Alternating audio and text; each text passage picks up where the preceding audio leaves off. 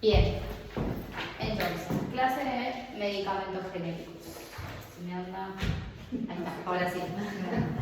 Bien, vamos a hablar un poco de la industria farmacéutica, bien, de qué laboratorios existen y cómo se agrupan.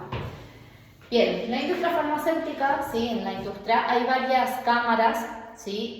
De laboratorios, agrupaciones de laboratorios que justamente agrupan laboratorios, depende si son nacionales o internacionales, ¿sí? Existe la cámara, ¿sí? Una cámara llamada SILFA, ¿sí? Que es aquella que agrupa los laboratorios líderes nacionales, ¿sí? Aquellos, no hay problema, aquellos laboratorios líderes que son de acá, ¿sí? En cuanto a la Argentina, en la Argentina comparado a otros países, tiene una industria farmacéutica bastante grande porque hay muchos laboratorios que son de acá.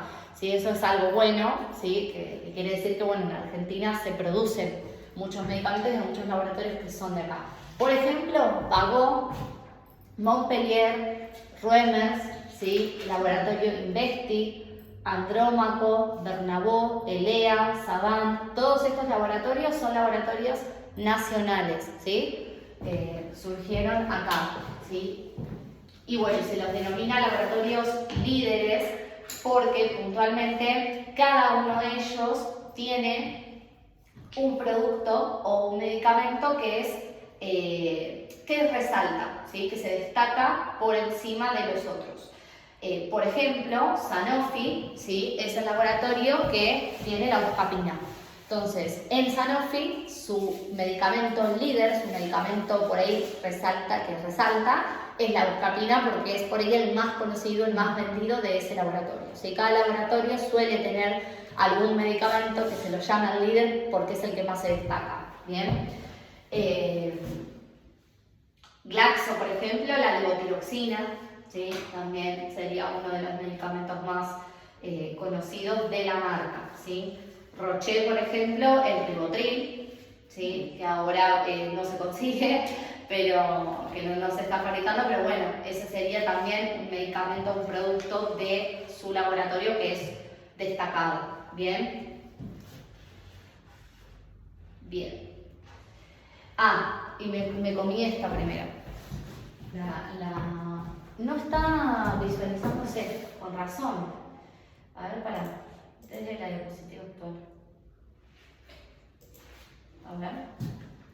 Ahora sí. Creo que falta laboratorio extranjero multinacional. Sí, es que no se está pasando por eso. A ver si lo vuelvo a abrir y cerrar. Pero el primero no. No, te lo imprimieron bien, ¿eh? Sí, lo que pasa es que a mí no me deja... A ver, ahí lo estoy probando a abrir de nuevo. Ahí está. A ver, presentación con diapositiva de la diapositiva actual. A ver si ahí me lo deja. Ahí debería ser. Ahora sí. Ahora sí. Sí. Ahí está. Porque no me lo dejaba, claro, me saltó otra filmina. Ahí está, ahora sí a la segunda, claro. Bueno, entonces, acá como decía, que los laboratorios farmacéuticos, ¿sí? Productores de medicamentos, se agrupan en cámaras. Una es la cámara que vimos recién, que es SILFA, de laboratorios líderes nacionales. Hay otra cámara, ¿sí? Que se abrevia con las siglas KM, que agrupa laboratorios extranjeros multinacionales, ¿sí? Que son aquellos obviamente que no son de origen acá. Unos, por ejemplo, son Abbott, ¿sí? Bayer, Glaxo, Sanofi, Roche y Novartis, ¿sí? Estos laboratorios son laboratorios extranjeros, ¿sí? No son de origen nacional, ¿bien? Y bueno, como les decía recién, cada uno tiene su medicamento insignia o su medicamento destacado, ¿sí? Los que son nacionales son los que les decía recién: Pagó, Montpellier, Investi, Ruemers, Andrómaco. Por ejemplo, el producto más conocido de Andrómaco son las Dermagloss. ¿Vieron la crema Dermagloss? Bueno, es del laboratorio Andrómaco. De ese laboratorio, el producto líder, el más destacado, son las Dermagloss, las cremas. Bien, todo lo que es su línea dermatológica tiene mucho peso. Bien, bueno, Bernabó, Elea y Savant, ¿bien? Estos laboratorios. Por ejemplo, Montpellier es el laboratorio que produce la metformina, la DBI, la marca DBI, que es la marca más común de metformina, es la que más se dispensa por ahí, bueno, la hace Montpellier, por ejemplo. O la levotiroxina, la T4 de Montpellier también, es súper conocida. Bueno, Montpellier tiene, digamos, ese fuerte. Bien, y después tenemos otra cámara, que es la tercera, que es aquella que agrupa laboratorios productores de medicamentos genéricos. Bien, estos laboratorios, ¿sí?, justamente son aquellos que producen lo que se denomina medicamentos genéricos o alternativas genéricas. Bien, algunos laboratorios son Denver Pharma, Laboratorio Biotech, Microzules, Vanier, Richet, Fabra y Biosintex. Yo sé que son muchos nombres, pero bueno, son los nombres de los laboratorios. El primero, Denver Pharma. Sí, ahora como laboratorio genérico se posicionó muy bien en el mercado porque se venden mucho de Denver Pharma y la verdad que le está yendo bien, digamos. Bien, entonces, Cooperala es la industria, o sea, la cámara que agrupa a los laboratorios de medicamentos genéricos. ¿Qué es lo que ocurre? En Argentina hay producción, sí, hay mucha producción de medicamentos, porque dijimos recién que hay muchos laboratorios nacionales, pero lo que tiene es que no hay investigación y no hay desarrollo. ¿Sí? Por eso dice I+D, investigación y desarrollo, prácticamente no hay en Argentina. ¿Eso qué quiere decir? Que acá en este país no se investigan drogas nuevas, sino que directamente se producen utilizando drogas que ya existen y que vienen de proveedores de otros países, ¿sí? Entonces, eso es lo que ocurre, la situación, digamos, que hay acá en Argentina. ¿Qué es lo que pasa? Cuando un laboratorio, ¿sí?, diseña, investiga una droga y diseña un medicamento, descubre una nueva droga y diseña un medicamento, ¿sí?, ese medicamento se patenta. Si el laboratorio tiene la potestad, ¿sí?, de patentarlo. ¿Eso qué quiere decir? Patentarlo quiere decir que ningún laboratorio de afuera va a poder reproducir ese medicamento y esa droga porque es de su propiedad, digamos. Entonces, esa patente dura una determinada cantidad de años. Entonces, en esa cantidad de años, ningún laboratorio puede copiar, ¿sí?, la fórmula cual y cuantitativa, ni desarrollar otra fórmula conteniendo el mismo principio activo que desarrolló un laboratorio. Bien, esto pasaba, por ejemplo, con las vacunas, con la vacuna del COVID. Cuando el primer laboratorio sacó una vacuna, la patentó. Entonces, por esa patente, el resto de los laboratorios no podían reproducir esa vacuna, porque estaba patentada. Entonces, solo el laboratorio Bayer lo podía hacer, no lo podía hacer ningún otro. Entonces, por ejemplo, eso hacía que no hubiera una producción tan alta adecuada a la demanda de vacunas, por ejemplo. Creo que patentar un medicamento que uno mismo saca cuesta mucha plata. Sí. Sí, ¿no? Sí, directamente elaborar. No sabes, sí, se gastan millones y millones de dólares. Para que otro le quite la Sí, fórmula. y sí, en realidad lo que se patenta, al patentarlo, se patenta también la droga. O sea, si bien el laboratorio puede usar otra fórmula, puede usar otros excipientes, no puede usar, al patentar el medicamento, la droga. Si yo patento un enalapril, o sea, el primer laboratorio que descubrió la droga enalapril y que lo empezó a fabricarlo, tuvo que haber patentado. Entonces, en esa cantidad de años, ningún laboratorio podía producir un medicamento utilizando enalapril. Nunca, o sea, no podía. Tenía que esperar a que venza la patente. ¿Bien? Porque, ¿qué pasa? Eso es lo que ocurre después. Esa patente dura una determinada cantidad de años. Una vez que pasa esos años, ya hay... La patente se vence y quedan el resto de los laboratorios habilitados de alguna manera para utilizar esa droga y empezar a producir con su laboratorio medicamentos conteniendo ese mismo principio activo.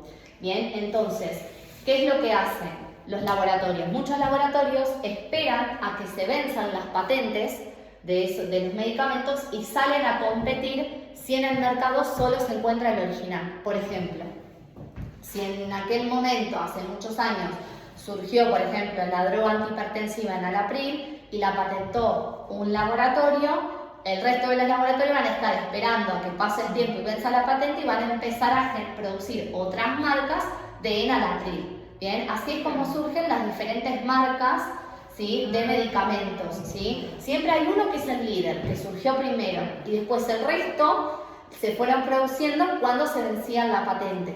Bien, Pero así funciona. ¿Un porcentaje al que hizo la...?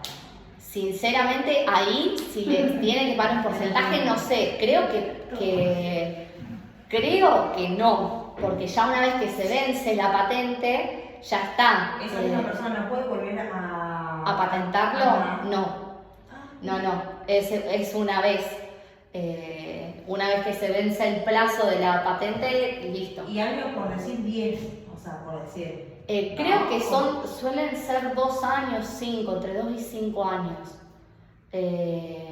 Así que bueno, sí, no, en tiempo no es mucho, pero bueno, igual mejor, porque imagínate si hubiese patente de 30 años, hubiera una marca, un medicamento, imagínate si al laboratorio le pasa algo, hay un error, no hay producción, la gente se queda así. O sea, por un lado mejor.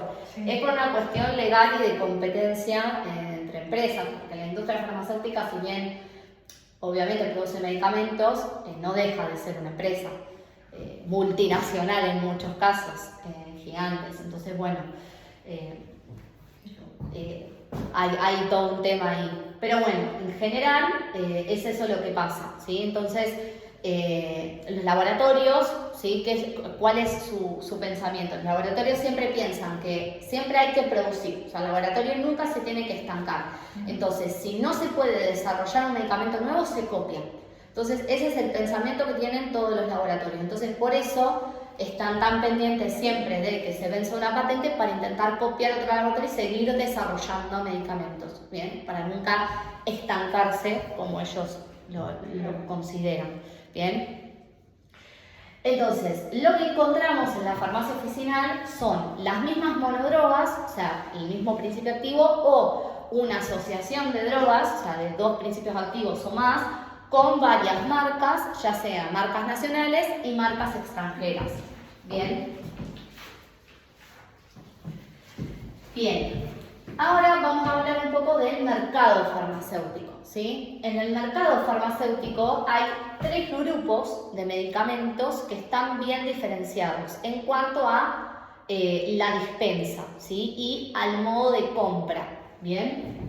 Hay medicamentos, ¿sí?, que los denominamos, que pertenecen a la línea OTC. OTC significa over the counter, que es debajo del mostrador del inglés, y son aquellos productos que son de venta libre, ¿sí?, que nosotros nos nombramos muchísimo acá, por ejemplo, el ibuprofeno, el paracetamol, ¿sí? El ibuprofeno, el paracetamol, antiácidos, Alical, Milanta, todos esos medicamentos que son de venta libre pertenecen a esta línea, en el mercado farmacéutico son línea OTC, ¿sí?, medicamentos de venta libre.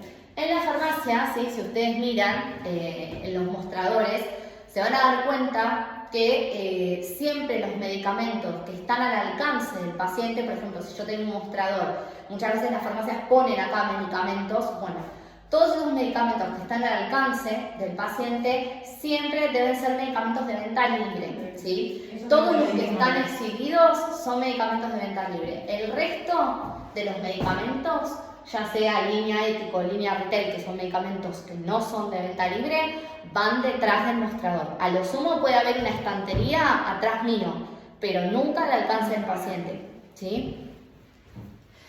Bien, entonces, después de los productos que son, o de los medicamentos que no son de venta libre, que son de venta bajo receta, encontramos 2 líneas de medicamentos que se distinguen, ¿sí?, por el modo de compra también. Esa es la principal diferencia entre uno y otro.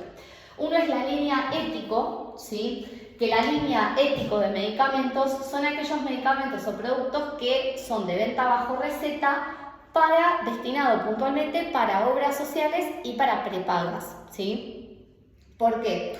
Porque todas las obras sociales de las prepagas, como ustedes seguramente si alguna vez fueron a la farmacia, siempre vieron que se le corta el troquel del medicamento y eso se pega en la receta. Bueno, la obra social y la prepaga no te paga si no ve el troquel. Claro. Entonces, ese pedacito de cartoncito que le llamamos troquel, son los troqueles de la línea ético, que tienen un código de barra y tienen además un número de troquel, que es lo que le interesa a la obra social. ¿Bien? Entonces, las obras sociales prepagas, siempre para ese tipo de dispensa con obras sociales, necesitamos un medicamento que sea de línea ético. Ahora les muestro la diferencia en la foto, estéticamente, cómo se diferencia uno y otro.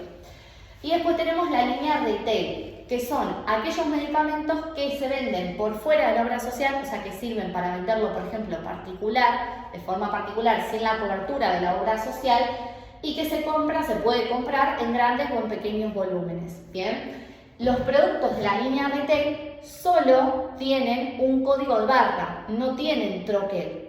Entonces, por eso es que no sirven para dispensarse con obra social. Bien, fíjense acá, yo les tengo la diferencia. Bueno, estas son las fotos de los ejemplos de medicamentos de venta libre, ¿sí? De la línea OTC, que son los que pueden estar al alcance del paciente. Y acá tenemos la diferencia entre los productos de la línea ético y retail, ¿sí? Este sería el de la línea ético, que tiene el número de troquel. Bien, no sé, acá en esta foto no sé si se llega a ver. Ves que tiene el código de barra, que es este, y arriba tiene el número de troquel. Bien, entonces a diferencia de este, que es el que se compra por línea retail, que tiene solo el código de barra. Si yo corto esto, la obra social no me lo acepta. Tengo que tener este. Bien, pero ¿qué pasa? ¿Qué ventaja me da a mí comprar la línea retail? Como hay ciertos productos que se venden muchas veces de forma particular, por ejemplo, estas botas Thermofren, por ejemplo, que son para los chicos, mucha gente viene a comprarlo particular. ¿Qué pasa? La línea retail, ¿sí? Comprar medicamentos de la línea retail suele ser un poco más económico que comprar los medicamentos de la línea ético. Entonces, para la farmacia, si yo vendo este, me deja un mayor margen de ganancia.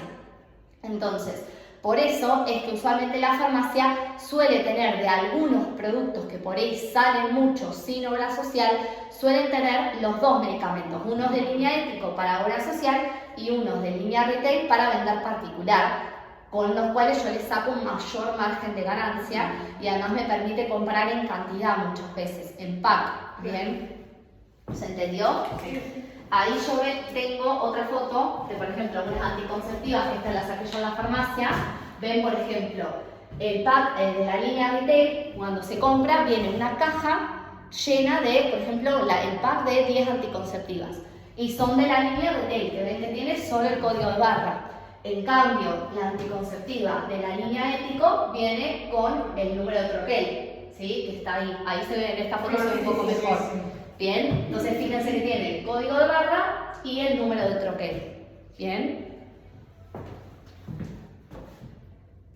Acá tenemos otra, por ejemplo, de anticonceptivas también. Las anticonceptivas salen mucho, por ejemplo, en turnos, por ejemplo, a la noche o también mismo en el día. Muchas chicas lo compran particular porque por ahí, bueno, o no tienen obra social o no se lo hicieron autorizar y por un mes dicen, bueno, la compra particular. Bueno, se le vende esta, ¿sí? Que no tiene el troquel y que sirve para venta particular. Bien, ahí también se nota la diferencia y se ve mejor la diferencia entre una y otra, cómo distinguir una línea retail y una línea ético. Bien, después el resto de la caja es exactamente igual, o sea, la diferencia está en eso, en el troquel. Bien, esas son carísimas. Sí, ¿qué anticonceptivo igual ahora me cara? Porque hay algunas marcas que son un poco más económicas, pero bueno, sí, son caras. Bien, bueno, vamos a ir a hablar entonces ahora de los laboratorios líderes, ¿sí? Los laboratorios líderes lo que tienen es que ya están posicionados en el mercado, ¿sí? Por ejemplo, Reumers, Vago, son laboratorios que tienen, ya han insertado en el mercado, entonces sus productos son muy conocidos, la gente los pide, ¿sí? sin necesidad de hacer mucha propaganda, ¿sí? Eso quiere decir que ya están posicionados en el mercado. Poseen una o más líneas terapéuticas con más ventas, por ejemplo, Reumers se destaca mucho por todos los jarabes, amoxidal, amoxidal-dúo, tamox-dúo. Esa línea de antibióticos de Reumers se destaca mucho, ¿sí? Reumers se especializa, por ejemplo, por tener esa línea de antibióticos que están posicionadas muy fuerte, la gente los pide mucho, y los médicos muchas veces prescriben esa marca. Por ejemplo, Vago también tiene una línea fuerte de antibióticos, también antiácidos, el omeprazol también de Vago es bastante conocido. Bien, entonces bueno, tiene cada laboratorio, estos laboratorios líderes, tienen, ¿sí?, una o más líneas terapéuticas que tienen un gran número de ventas. Bien, los precios de un laboratorio líder suelen ser un poco más elevados, ¿sí?, que los de los medicamentos genéricos, ¿sí? Ahora vamos a ver por qué. Y lo que tiene, sí, también la ventaja, digamos, de los laboratorios líderes es que los pacientes suelen reconocerlos muy fácilmente y los médicos los prescriben en mayor medida. Los pacientes suelen reconocerlos porque, si ustedes ven, por ejemplo, la estética de las cajas, fíjense que yo acá no tengo dos cajas del mismo laboratorio, pero acá son dos laboratorios distintos. Fíjense la estética de cada uno. Reumers, por ejemplo, se caracteriza por ser amarillo y negro. Entonces, sí, muchas veces la gente lo identifica con los colores. Dame el de la caja que es amarilla y negra, te dicen. Entonces te das cuenta que en cuanto al estético, si van teniendo los laboratorios una misma estética, el paciente también los reconoce de esa manera. Bien. Entonces, bueno, los pacientes suelen reconocerlos muy fácilmente por esta cuestión. Y los médicos lo suelen prescribir en mayor medida porque acá hay medio algo que se sabe que pasa, pero bueno, muchas veces, o sea, los laboratorios, cada laboratorio, sobre todo los laboratorios líderes, sobre todo, que son empresas mucho más grandes, que tienen una economía, o sea, muchísimo mejor que por ahí algunos laboratorios genéricos, tienen o contratan visitadores médicos, ¿sí? Los visitadores médicos son personas que van a publicitar, digamos, a vender los medicamentos de ese laboratorio. Cada visitador médico trabaja para un laboratorio y se acerca a las farmacias y a los médicos que están en los distintos hospitales a intentar vender, ¿sí?, sus medicamentos. En el caso de las farmacias, van a ver que si el día que trabajan en farmacia van a ir muchos visitadores médicos de los distintos laboratorios buscando al encargado de compras para sugerirle, para mostrarle las ofertas de compra que tiene el laboratorio, para contarle y tratar de inclinar la balanza para que la persona, o sea, el encargado de compras o el dueño, sea quien sea, compre del laboratorio la línea de medicamentos. Bien, en el caso de los médicos, ¿qué es lo que pasa? Muchas veces los visitadores médicos van también, además de las farmacias, a los hospitales y hablan con los médicos para sugerir que los médicos, a cambio de un viaje, un beneficio de algún otro tipo, prescriban, cuando arman las recetas, la marca del laboratorio es. Por ejemplo, va el visitador, le ofrecen muchas veces al médico un viaje, un congreso a no sé dónde, todo pago y demás, a cambio de que le recete los sartán, marca sugerida, los Accord. Entonces el médico, si acepta, hay médicos que no aceptan, porque hay médicos que odian a los visitadores médicos, y hay médicos que no, y hay médicos que aceptan, sugieren la marca y te lo escriben en la receta, ¿sí? Después yo les voy a traer, cuando traigan las recetas van a ver que siempre hay marca sugerida. Bien, entonces bueno, muchas veces eso pasa por esta cuestión de que hay una cierta influencia desde los laboratorios a través de los visitadores médicos para que los médicos sugieran y se inclinen por una marca y que le digan al paciente, no, llévate los Accord, que es buena. Y entonces el paciente, bueno, desconociendo, digamos, lo cree y busca puntualmente esa marca. Bien, y ahora vamos a explicar que eso no es obligatorio, ¿sí? Ahora vamos a explicar cómo es la dispensa, cómo está regulada la dispensa de los medicamentos. En contraposición a los laboratorios de medicamentos líderes, los laboratorios de medicamentos genéricos tienen una posición menos relevante en el mercado, o sea, no son tan conocidos, la gente no los pide tanto. Sus ventas son similares a los distintos segmentos, eso quiere decir que no suelen tener un producto que se destaca a comparación a los laboratorios líderes. Entonces sus ventas son bastante similares en todas las líneas de medicamentos que tienen. Los precios suelen ser más bajos que los de los medicamentos líderes. Los pacientes no suelen reconocerlos, ni tampoco los médicos suelen prescribirlos porque no tienen la capacidad de hacer lo que algunos laboratorios líderes hacen.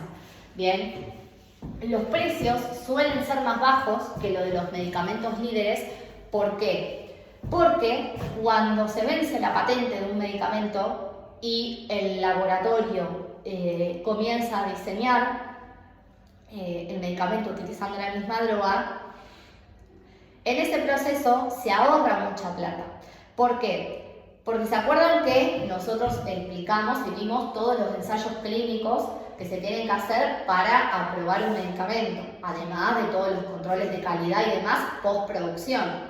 Bueno, en el caso de los laboratorios que copian los medicamentos cuando se vence la patente, no es necesario legalmente como requisito para aprobar ese medicamento en la ANMAT que se hagan los ensayos clínicos de nuevo, sino que tienen que demostrar que su medicamento es igual, equivalente al líder. Entonces, solo tienen que hacer ese ensayo, ahorrándose todas las etapas previas de la investigación de ensayos clínicos y de costo. Entonces, por eso los medicamentos genéricos suelen ser mucho más baratos o más económicos que los de los laboratorios líderes, porque se ahorran mucha plata en investigación y en producción. Bien, se ahorran toda la parte de la aprobación,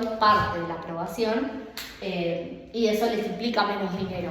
Bien, entonces por eso es que suelen ser más económicos. Entonces, en la farmacia, ¿sí? Siempre, ¿qué es lo que se trata de hacer? Siempre se trata de incentivar, ¿sí?, la dispensa de medicamentos genéricos. ¿Por qué? Por su mayor margen de ganancia, ¿sí? Un medicamento genérico a la farmacia le da un mayor margen de ganancia, o sea, le deja un mayor margen que si ofrece un medicamento de venta libre, de un medicamento de un laboratorio líder. ¿Eso por qué es? Por el porcentaje de bonificación o de retención que tiene el laboratorio.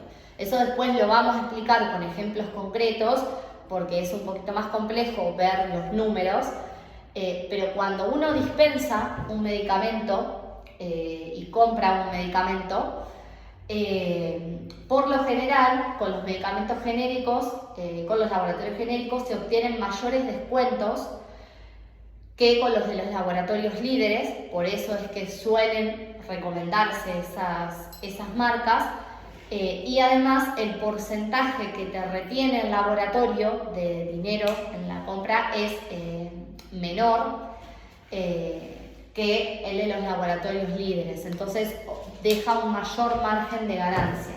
Bien, después más adelante, en las siguientes clases, vamos a ver con ejemplos concretos. Cuando le agreguemos el tema obras sociales, vamos a ver un ejemplo en números de qué es lo que le queda a la farmacia después de pasar por todos los pasos previos y todas las retenciones que sufre un monto cuando se entrega algo por obra social. O sea, eso quiere decir que cuando, por ejemplo, si yo vendo un medicamento, el medicamento, el precio de venta público es 1.000 pesos.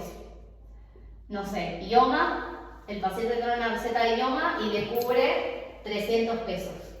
Entonces, lo que a mí me quedaría es 700 pesos que el paciente abonó. Bueno, pero de esa plata, de estos 700 pesos, digamos, estos 700 ingresaron a la farmacia, pero estos 300 que supuestamente pagaría o debería pagar la obra social, no van a ser 300, van a ser menos, porque cada obra social, por ejemplo, se te retiene parte de este monto, ¿sí? Por ejemplo, de lo que te paga de estos 300 te dice, no, yo me quedo con 100 y te pago 200, por ejemplo. Y con los laboratorios pasa lo mismo, ¿sí? Hay un porcentaje de retención de plata que se lo queda al laboratorio cuando vos dispensás. Entonces, bueno, también tiene que ver eso todas estas cuestiones hacen al margen de ganancia que le queda a la farmacia, ¿bien? Por eso, bueno, siempre se va a tratar de incentivar la dispensa de medicamentos genéricos, ¿sí? Que dejan el mayor margen. Los médicos, ¿qué pasa? Siempre van a recomendar medicamentos líderes, ¿sí? Siempre por esta cuestión de la influencia del visitador médico, siempre van a tratar de sugerir medicamentos líderes y desaconsejar la dispensa de medicamentos genéricos. No porque fueran inferiores en cuanto a calidad, seguridad o eficacia, sino por una cuestión de obtener un beneficio propio. Bien. Si al paciente le sugieren determinada marca, ¿sí? el médico, el farmacéutico en la farmacia puede dispensarle otra, ¿sí? Puede ofrecerle o puede dispensarle otra marca, ¿sí? ¿Por qué? Porque existe la ley de medicamentos, la ley de prescripción por nombre genérico, que ahora vamos a ver de qué es lo que establece. Pero primero vamos a definir qué es un medicamento genérico, ¿sí? Un medicamento genérico es un medicamento con la misma composición cualitativa y cuantitativa, es decir, cualitativa quiere decir los mismos componentes y cuantitativa en la misma cantidad en principios activos, o sea, la misma cantidad y el mismo tipo de principio activo y la misma forma farmacéutica que el medicamento de referencia, que es el medicamento líder, ¿bien? Es decir, contiene el mismo principio activo y en la misma cantidad. Las únicas diferencias que se podrían encontrar entre un medicamento de un laboratorio líder y un medicamento genérico radica en la apariencia, por ejemplo, el color de la pastilla, o si es una pastilla, por ejemplo, el tamaño de la pastilla, el sabor, la forma. Eso puede variar, pero es en cuanto a la apariencia. La dosis, el principio activo es exactamente el mismo, ¿sí? Por lo que la calidad, la seguridad y la eficacia deberían ser aceptables igualmente en ambos casos. Bien, lo que sí puede ocurrir es que también sean utilizados diferentes excipientes, ¿sí? El laboratorio genérico utiliza capaz otro excipiente diferente al que usa el laboratorio líder. Eso también puede ser una diferencia en la formulación a la hora de seleccionar los excipientes, ¿sí? Que son las sustancias que se utilizan para llegar a la forma farmacéutica deseada y que facilitan la preparación. Entonces, esas son las únicas dos diferencias que puede haber. Un excipiente diferente o la apariencia del medicamento, ¿sí? De un comprimido, de una cápsula, un jarabe, que sea un color diferente, pero en realidad solo eso, ¿sí? Y ahora vamos a ver, por ejemplo, cuáles son, un ejemplo de una alternativa genérica, ¿sí? Un ejemplo muy común es la crema Platzul, ¿sí? La marca Platzul, que tiene, como lo vimos para quemaduras, ¿se acuerdan? Que tiene sulfadiazina plata, vitamina A y lidocaína. Bueno, hay otra marca, el laboratorio Denver Pharma, realiza la crema, ¿sí? Que contiene exactamente los mismos activos en la misma cantidad, ¿sí? Y por eso es una alternativa genérica, ¿sí? Que suele ser un poco más económica que la crema de la marca del laboratorio Chobet, que es el laboratorio que produce Platzul. Bien, ese sería un ejemplo de una alternativa genérica, ¿sí? Pero el genérico no es menos peor, ¿sí? no es menos peor, está mal dicho.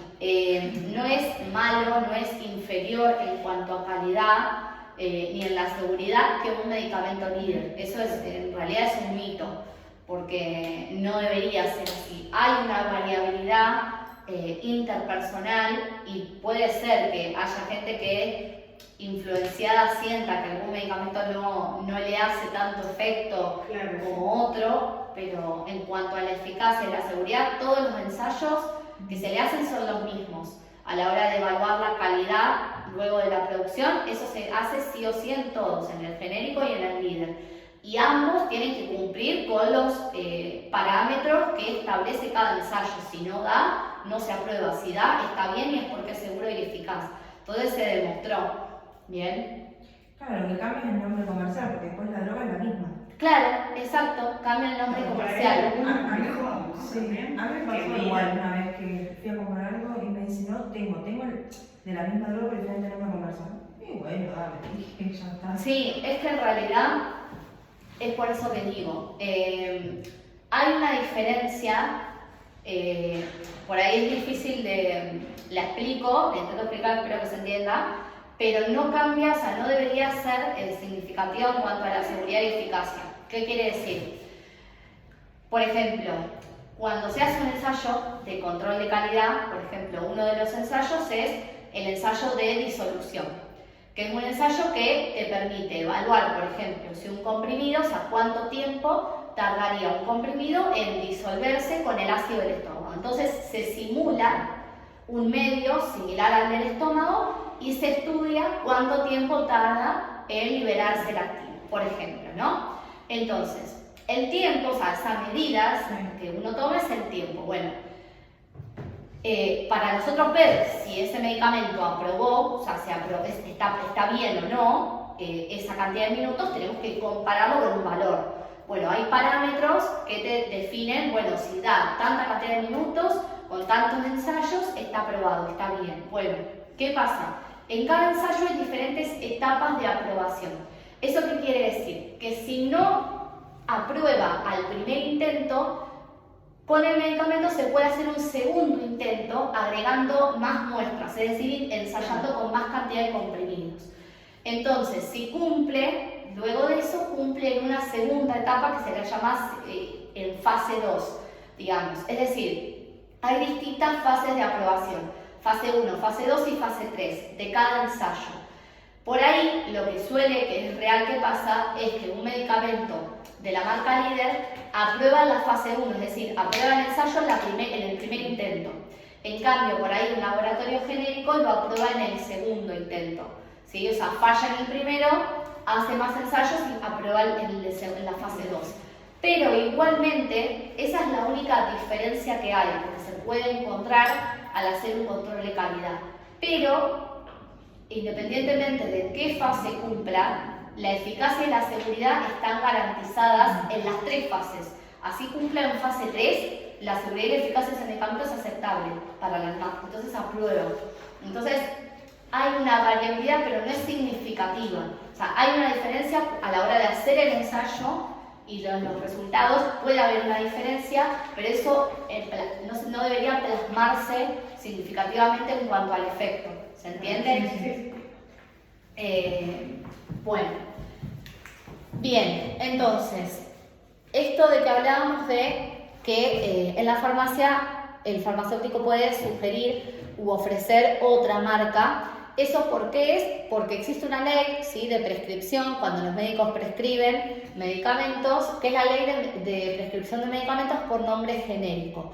¿Eso qué quiere decir? Que esa ley indica que toda prescripción médica va a tener que efectuarse de forma obligatoria expresando el nombre genérico del medicamento o la denominación común internacional que se indique, seguida de la forma farmacéutica y la dosis por unidad de comprimidos, con detalle del grado de concentración.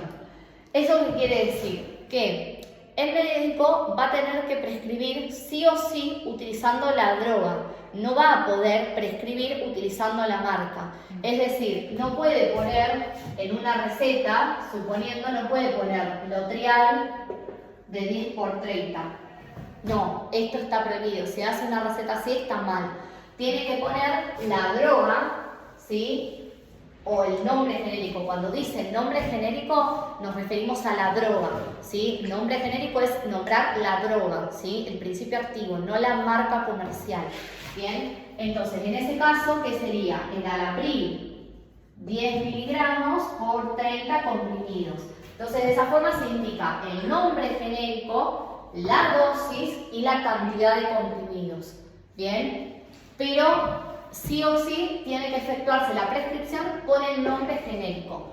Puede sugerirse, ¿sí? Puede sugerirse la marca, por ejemplo, si el médico pone acá abajo, por ejemplo, te indica, como bien les decía, les comentaba yo que suele pasar, te pone Lotrial, por ejemplo, ¿sí? O Gadopril de otro laboratorio, ¿sí? Pero te sugiere la marca. Pero, ¿qué pasa? El farmacéutico, ¿sí? Es el único responsable que está capacitado, ¿sí? El único responsable y capacitado para la dispensa del medicamento, como así también para su sustitución. Entonces, la ley, ¿sí? de prescripción de medicamentos por nombre genérico, lo que le permite al farmacéutico es cambiar o sugerir otra marca, ¿sí? No es obligatorio que si el médico prescribe Lotrial, en la farmacia deba dispensarse sí o sí esa marca, ¿sí? El farmacéutico está habilitado para sugerir u ofrecer otra marca. Por eso es que en la farmacia se le da obviamente se le da lugar al paciente, siempre se le pregunta qué marca va a llevar, si lleva alguna marca en particular, y en todo caso si dice que le da lo mismo o que lo sabe, que cualquiera la que considere, se intenta dar, ¿sí? Los medicamentos genéricos por su mayor margen de ganancia para la farmacia. Obviamente, pero siempre preguntando primero, o sea, nunca se pasa por encima de la decisión del paciente. Eso obviamente, siempre se pregunta. A mí se me pone el nombre de la droga, profe, por el tema de como soy celíaca y todo por ahí contiene o cositas que no van. Sí. Entonces con la droga, yo en la farmacia me dicen, mira, tengo Sintac o sí. esta y esta. Claro. ¿Qué preferís?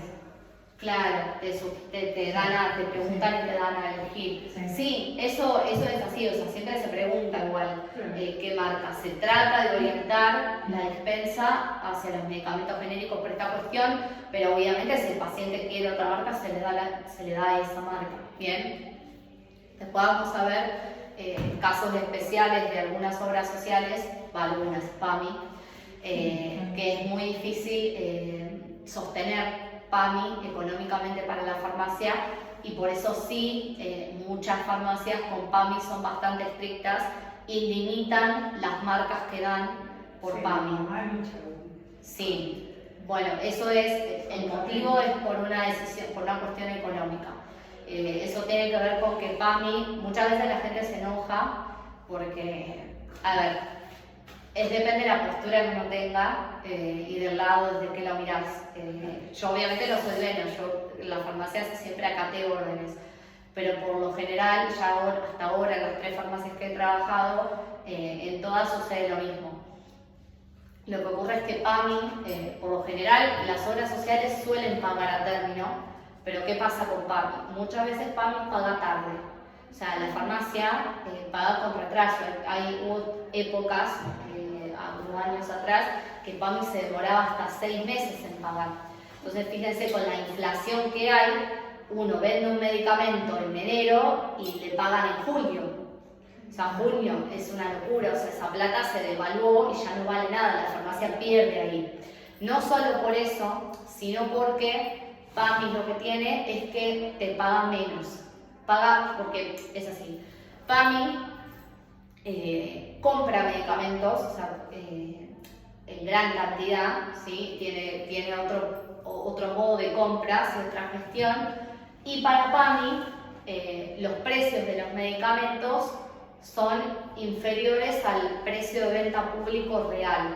Por ejemplo, si un Lotrial vale, no sé, doy ejemplo porque no me acuerdo ahora cuánto vale puntualmente, pero si vale, el precio de venta público real es de 1.000 pesos, para PAMI vale capaz 650. Entonces, fíjense que, por ejemplo, si yo por ahí las farmacias, cuando compran un medicamento, obviamente lo consiguen un costo menor. Por ahí ese medicamento Lotrial, la farmacia lo compra a la droguería y paga 700 pesos por ir por la caja del Lotrial, y lo vende a 1.000, precio de venta público, pero PAMI te paga 650, no te paga lo que vale realmente. Entonces ahí vos incluso ya perdiste porque gastaste 700 y PAMI te paga 650 en 3 meses.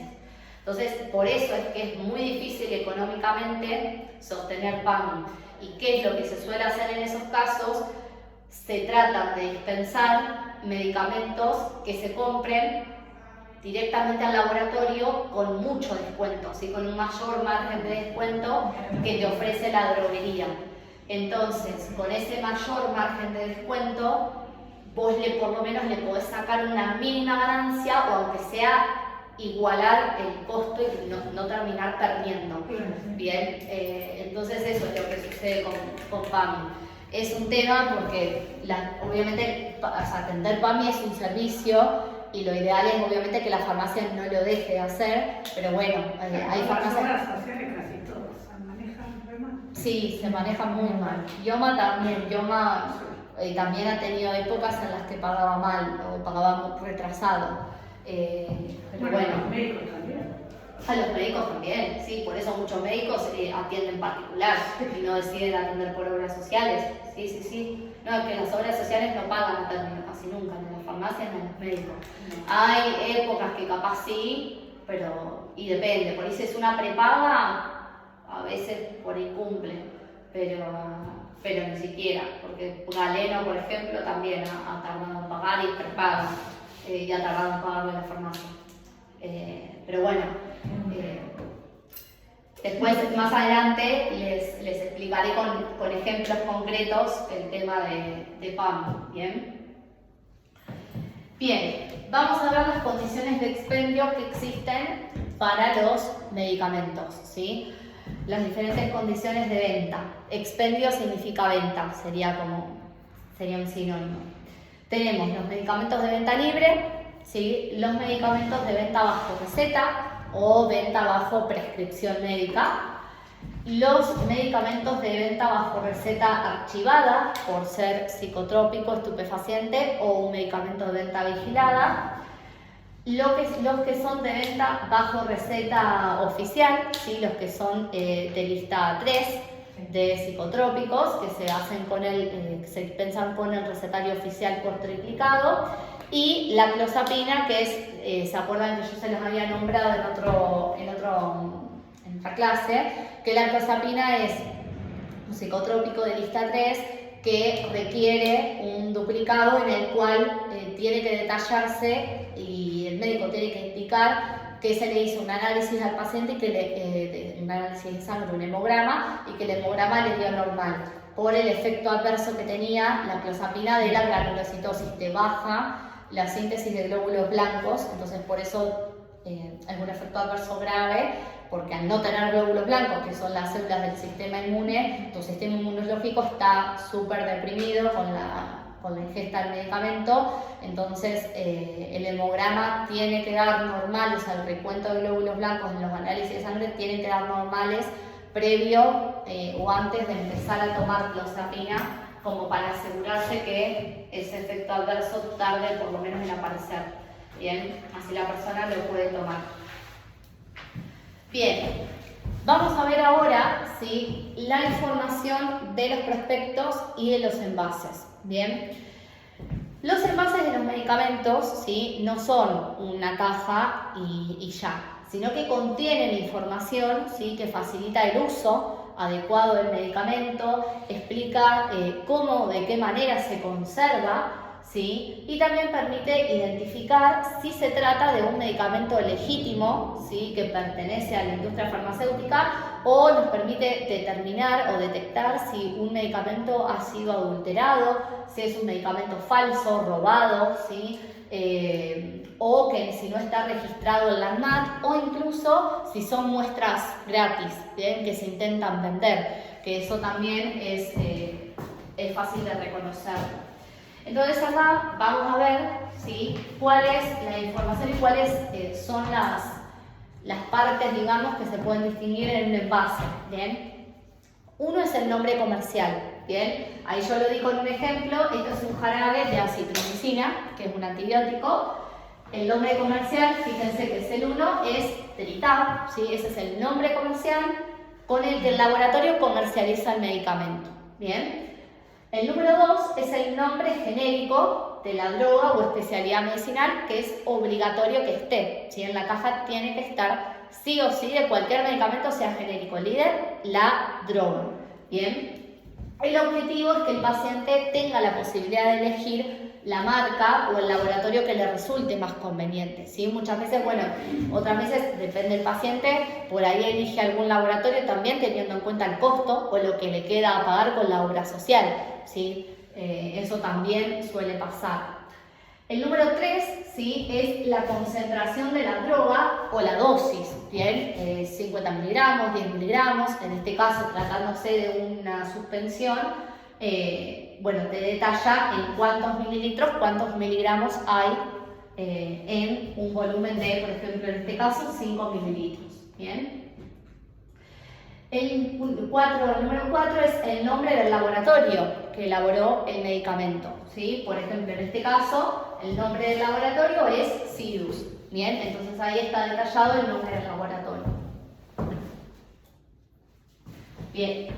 El número 5 es la fórmula, ¿sí? La descripción cual y cuantitativa de todos los componentes que contiene el medicamento, ¿sí? Esto es clave ¿para qué? Para que el farmacéutico, por ejemplo, pueda advertir si este medicamento está contraindicado para alguna enfermedad, por ejemplo, o si el paciente tiene alguna alergia, detectar a través de la fórmula cual y cuantitativa si hay algún componente con el cual el paciente podría llegar a ser alérgico. Bien. El punto 6 es la fecha de vencimiento y el número de lote. Bien, ¿se acuerdan? Está allá arriba, súper chiquito en negro. Bueno, ahí detalla el número de vencimiento, la fecha de vencimiento y el número de lote. El lote es, como yo les decía en la clase pasada, es una combinación de números y letras que identifica a una partida de medicamentos, ¿sí? Y la fecha de vencimiento establece la fecha de caducidad después de la cual ya no se puede consumir, o por lo menos el laboratorio ya no se hace responsable que el medicamento después de esa fecha sea seguro y sea eficaz. Bien.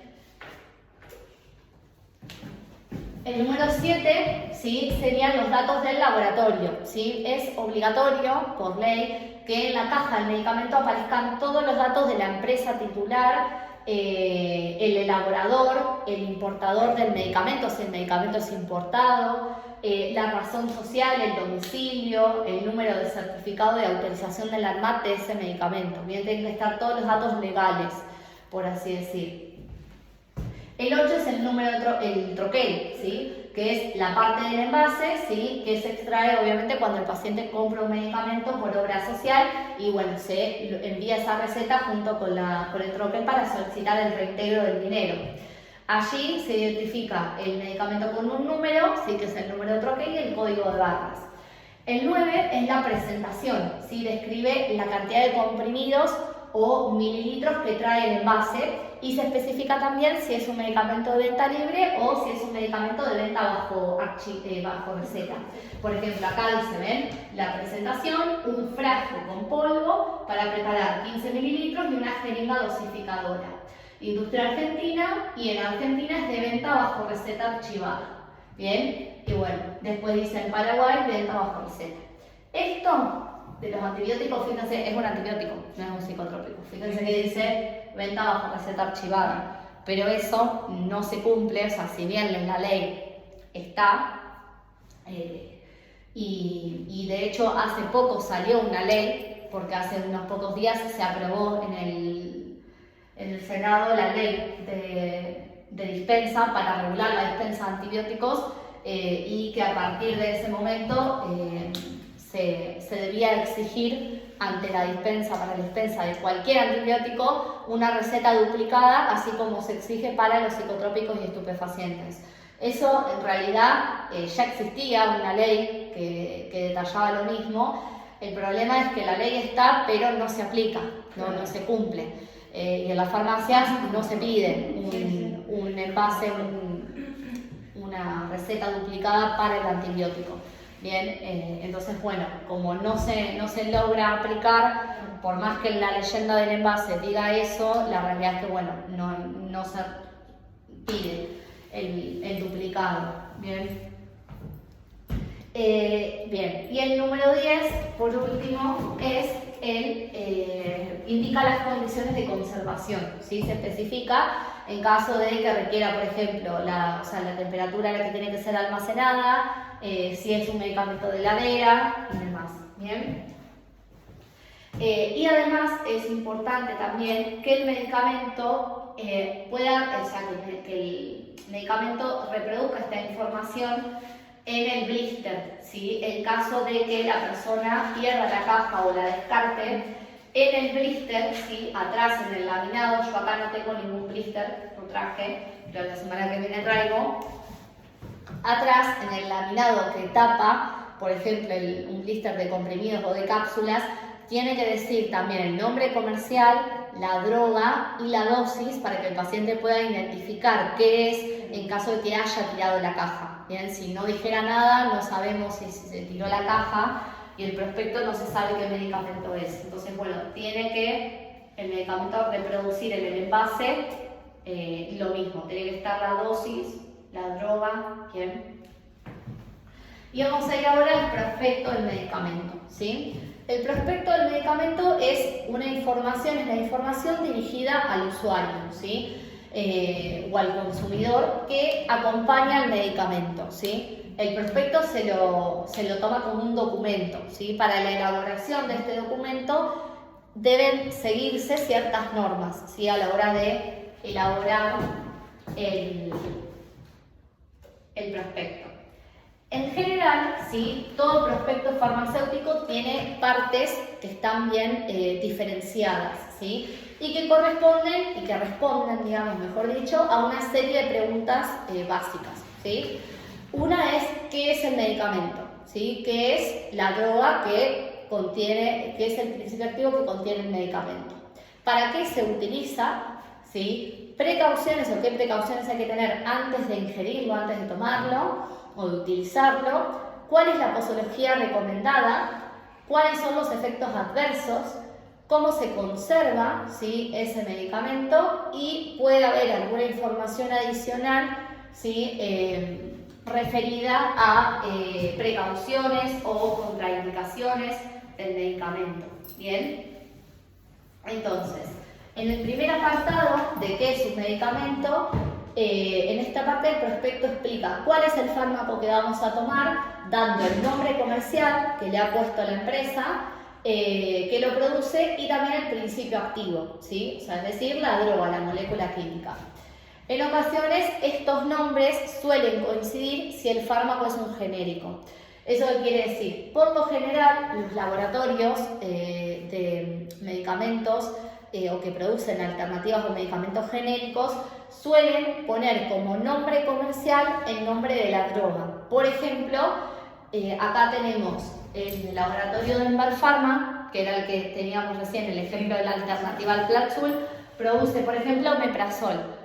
Por ejemplo, otra marca de omeprazol es el Ulcosol de Vago. ¿Sí? El nombre comercial del omeprazol de Vago es Ulcosol. Bueno, como el laboratorio genérico suele poner como nombre comercial el nombre de la droga, el nombre genérico de la droga.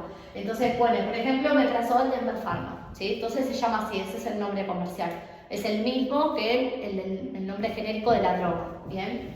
Por lo general suele cumplirse eso. Todos los laboratorios genéricos suelen tener el nombre genérico, el nombre de la droga incluido, ¿bien? Bien, otro apartado es que indica para qué se utiliza, ¿sí? En él lo que se explica son las indicaciones del fármaco, es decir, para qué síntomas o para qué enfermedades se ha aprobado el uso de ese fármaco como agente terapéutico, ¿sí? Otro apartado es la posología recomendada, ¿sí? Indica cómo tomar el medicamento, en qué cantidad y con qué frecuencia, ¿sí? Y es importante en este caso, obviamente, seguir las indicaciones que prescriba el médico, ¿sí? O el prospecto, y no tomarlo de otra manera, ¿sí? O automedicarse definiendo uno mismo la posología. Otro apartado detalla los posibles efectos adversos, ¿sí? En este apartado se informan los efectos secundarios que puede llegar a tener el fármaco, ¿bien? es un listado, ¿sí?, de posibles síntomas, ¿sí? Posibles síntomas, signos o alteraciones que se pueden producir con la toma del fármaco. El prospecto es como yo bien les decía recién, es un documento que también es un documento que tiene carácter legal. Y el laboratorio está obligado, ¿sí?, y debe hacerlo, debe recoger todos y cada uno de los efectos secundarios que se observen y que se han descrito en los ensayos previos a su comercialización y los tienen que declarar, ¿sí? O sea, los tienen que escribir, así sea que son o que tienen una incidencia muy chiquita, ¿sí? En general, los efectos adversos se clasifican en efectos adversos frecuentes, ¿sí?, que se los toma como frecuentes cuando le ocurren a uno o a más, uno o más de cada 100 pacientes, raros cuando le ocurren a un paciente o a ninguno de cada 10.000 pacientes, y muy raro cuando ya directamente no ocurre, ¿sí? Cuando ocurre a menor frecuencia de 1 cada 10.000 pacientes, ¿sí? Entonces, los efectos adversos, hay efectos adversos que son más comunes, ¿sí?, más frecuentes, y otros que son más raros y que es menos probable que aparezcan. Pero si en los ensayos clínicos o estudios clínicos apareció un efecto adverso en 1 en 10.000 personas, en 10.000 pacientes que se ensayaron, en uno apareció un efecto adverso, el laboratorio tiene que informar ese también, ¿bien? Pero no quiere decir que la persona cuando lo tome le va a aparecer todo eso. Si yo ahora les doy el prospecto del ibuprofeno, se mueren, porque la cantidad de efectos adversos que dice, que uno no tiene ninguno, dice, no, ¿cómo puede ser? Esto es peor que... Pero bueno. Y después tenemos la conservación o el método de conservación. En este apartado se indica justamente cómo conservar el fármaco, ¿sí? Y es obviamente importante seguir las indicaciones de conservación, ¿sí? Por ejemplo, por lo general, los medicamentos que se almacenan a temperatura ambiente en un lugar seco, ¿sí? O si es, por ejemplo, si deben almacenarse en una heladera a una determinada temperatura, ¿sí? ¿Y qué pasa? Si no se siguen esas recomendaciones de almacenamiento, la mala conservación del medicamento puede afectar el efecto farmacoterapéutico del medicamento, ¿sí? Y también puede modificar la fecha de caducidad, la fecha de vencimiento de ese medicamento. Si no se almacena correctamente, la fecha de vencimiento de ese medicamento va a ser menor que la que se declara en la caja y en el prospecto. ¿Bien? Perfecto.